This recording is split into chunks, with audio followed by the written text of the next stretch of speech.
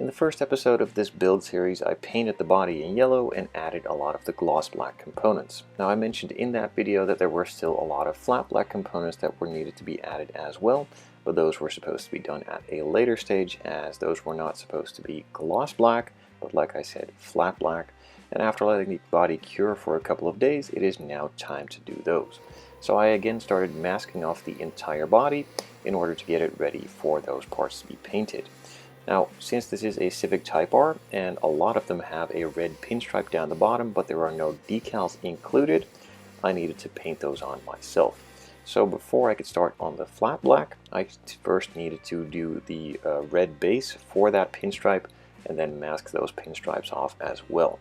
Now I'm doing this with some custom cut masking tape, as the width that I wanted was not available, so I just had to make my own and simply put it in place.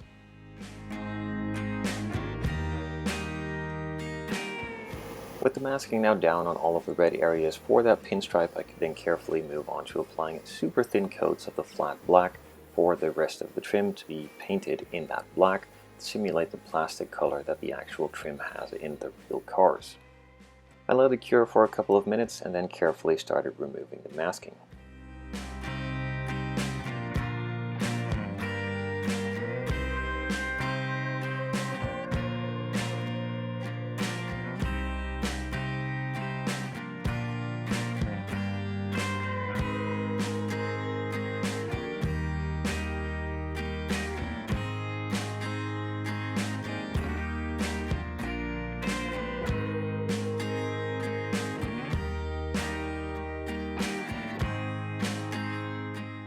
Prior to applying the red and the black, I sanded down the areas with a 3000 grit, but in this case it seemed that the sanding wasn't rough enough, or I simply just missed a little bit and therefore needed to touch up some of the areas on the red, because the red just simply peeled off with the masking tape in a couple small spots.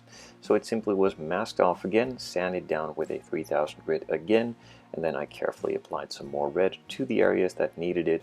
It was pretty much this side skirt and a super small area on the front bumper, which was a really easy fix with a bit of a small brush and some of the red paint, just touching it up little by little. And this side skirt was just airbrushed on again with some of the same red. So with all of the pinstriping, the black areas, and the touch-ups completed, I could now carefully start unmasking the rest of the body and revealing it.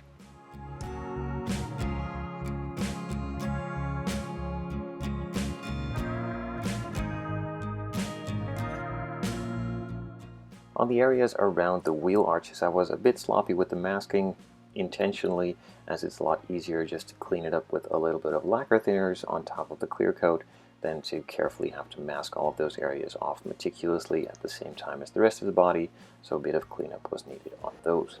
I could then also start painting all of the remaining parts, adding some photo etch pieces before primer and paint, and then applying all of the different colors and clear coats to those areas and parts. To those parts, and then I can move on to the final assembly.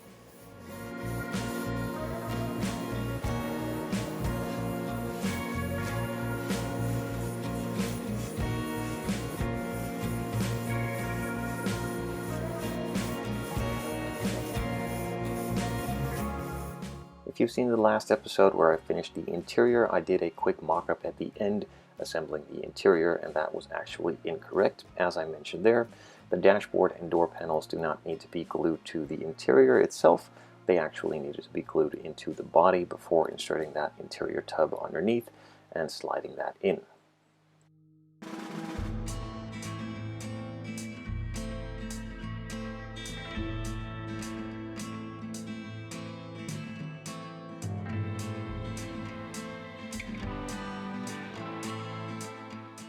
The interior and chassis are now closed up, so I can move on to adding some miscellaneous bits all around for the headlights, taillights, and some other bits and bobs.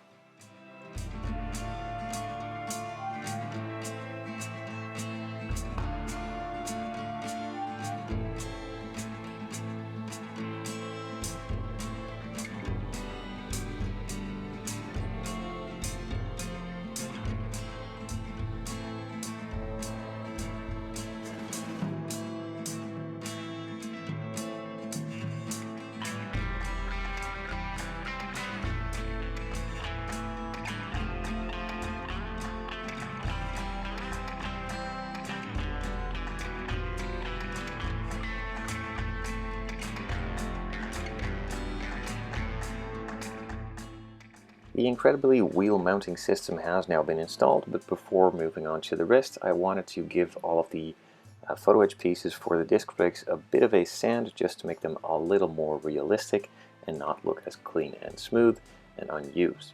I then could start installing all of the calipers and sliding those disc brakes in place too.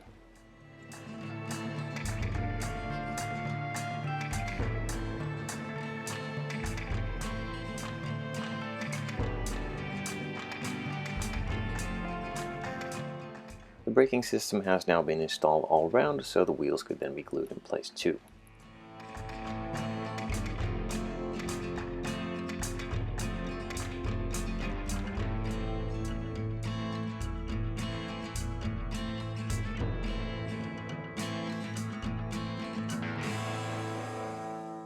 The muffler was installed earlier, so I just needed to add the tips to it. These were painted in the same silver, and the insides will still be painted black, but that is going to be done a bit later when I'm doing a lot of the touch-ups all around for some of the black areas, and also filling in some of the other grills that also need to be painted black.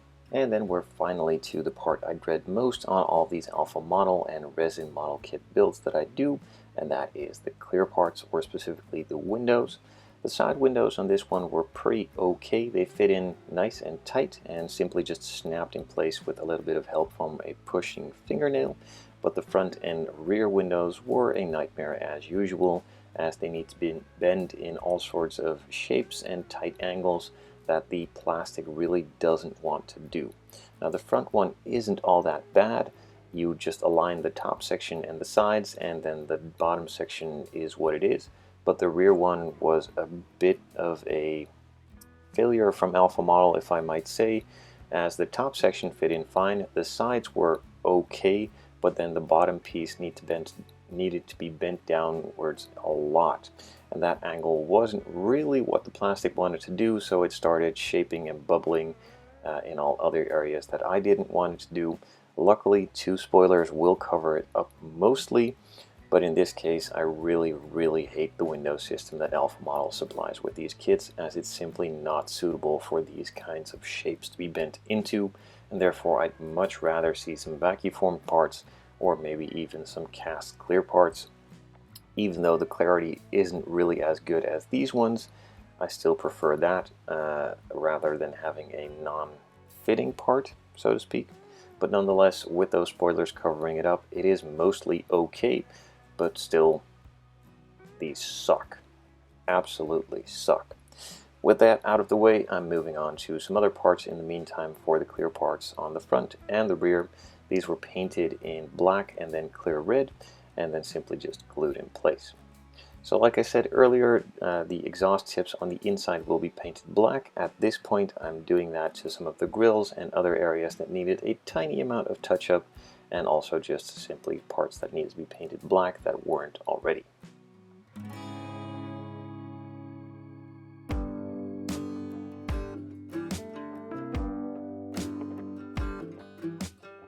So as usual with these builds, I scribe out the panel lines to make them nice and deep and not fill up with paint, as I do sometimes tend to apply the clear coat a little bit heavy, and that could help disappear all of the panel lines. So they are scribed out nice and deep, and after all of the paint that I applied, they are still nice and visible, and they do have a certain depth to them, but sometimes for a little bit of added realism, I just like to add some Tamiya Panelline color into it, just to make it a little bit darker and not have any body color show through.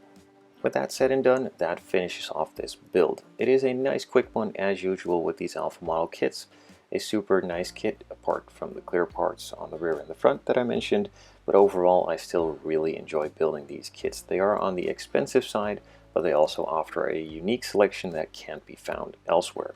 If you're interested in some Alpha Model kits, I will be leaving links down below, and also I will be leaving a couple of links to my Patreon and channel membership pages if you want to help the channel out and support my efforts in creating these videos for you guys.